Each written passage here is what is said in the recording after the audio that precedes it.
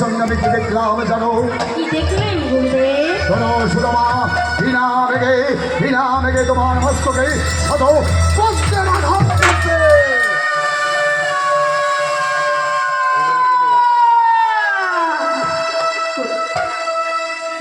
গুরুদেব, গুরুদেব, আপনি আর কি বাক্য বললেন আমাকে গুরুদেব? সুদামা, বলেন এ তো আমার মুখের বাণী নয়, আমি দিব্য দৃষ্টিতে যা দেখেছি তাই বললাম। তোমাকে অনেক অনেক কঠিন পরীক্ষা দিতে হবে, পারবে সুদামা। সেই পরীক্ষায় যদি তুমি উত্তীর্ণ হতে পারো তাহলে তাহলে এই বন্ধু তোমার থাকবে, আর তাহলে এই বন্ধুর সঙ্গে তোমার মহাবিচ্ছেদ হবে। গুরুদেব, আপনি সব বলবেন, আমার বন্ধুকে আমার থেকে বিচ্ছেদ করবেন না গুরুদেব।